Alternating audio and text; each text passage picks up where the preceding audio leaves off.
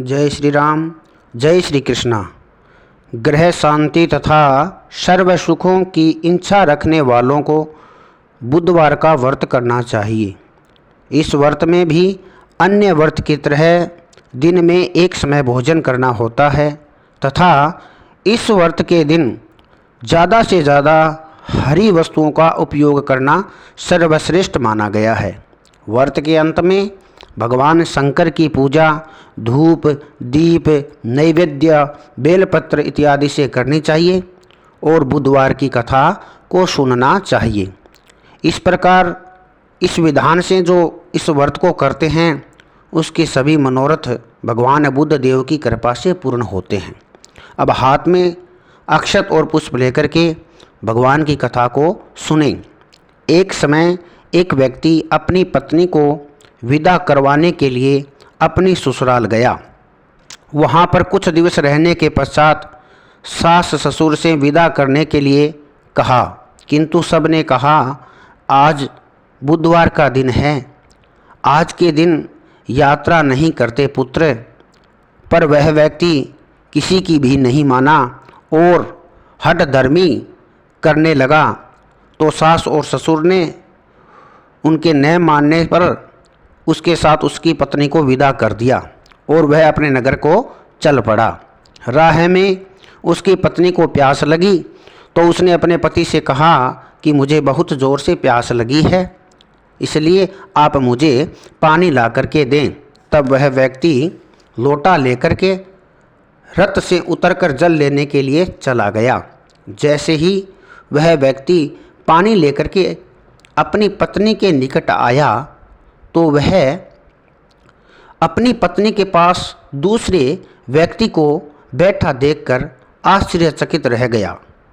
ठीक वही व्यक्ति उसी की जैसे सूरत का था और उसी के समान वेशभूषा उसने धारण कर रखी थी। उसको अपनी पत्नी के पास में बैठा देखकर वह व्यक्ति बोला कि तुम कौन हो जो मेरी पत्नी के निकट बैठे हुए हो।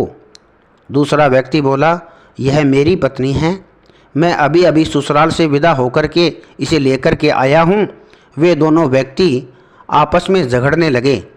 तभी राज्य के सिपाही आकर लोटे वाले व्यक्ति को पकड़ने लगे। स्त्री से पूछा, तुम्हारा असली पति कौन सा है? तब पत्नी शांत रही, वह कुछ भी नहीं बोली, क्योंकि उसे दोनों एक जैसे दिखाई दे रहे थे। वह किसे अपना पत्नी असली पति बताएं, इसलिए वह चुप रही। वह व्यक्ति ईश्वर से प्रार्थना करता हुआ बोला, हे परमेश्वर, यह क्या लीला है कि सच झूठ बनता जा रहा है। तब आकाशवाणी हुई कि मूर्ख, आज बुधवार के दिन तुझे यात्रा नहीं करनी थी, तूने किसी की भी बात नहीं मानी, यह सब लीला बुद्ध देव भगवान की है। उस व्यक्ति ने बुद्ध देव से हाथ जोड़कर प्रार्थना की और अपनी गलती के लिए उससे क्षमा मांगी। तब बुद्ध देव जी अंतर ध्यान हो गए। वह अपनी स्त्री को लेकर के घर आया तथा बुधवार का व्रत वे दोनों पति पत्नी नियम पूर्वक करने लगे। जो व्यक्ति इस कथा को सुनता है और सुनाता है उसको बुधवार के दिन यात्रा करने का कोई दोष नहीं लगता, उसको सर्व प्रकार के सुखों की प्राप्ति होती है।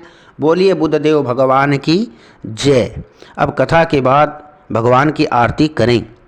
आरती युगल किशोर की कीजे, तन मन धन नो छावर कीजे, गोर श्याम मुख निरखत लीजे, हरि का स्वरूप नयन भरी पीजे, रवि शशि कोटि बदन की शोभा, ताहि निरखी मेरो मन लोभा, ओढ़े नील पीत पट सारी, कुंज बिहारी गिरिवर धारी, फूलन की सेज फूलन की माला, रत्न सिंहासन बैठे नंद लाला, मोर मुकुट मुरली कर सोहे, नटवर कला देखी मन मोहे, कंचन थार कपूर की बाती, हरि आए निर्मल भई छाती।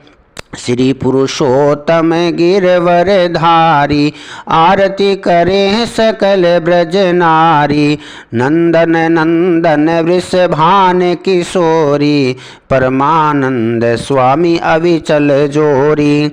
आरती युगल किशोर की कीजे, तन मन धन नो छावर कीजे। इस प्रकार भगवान को आरती समर्पित करके भगवान बुद्धदेव की कृपा से आपके सभी मनोरथ पूर्ण होंगे। बोलिए बुद्धदेव भगवान की जय।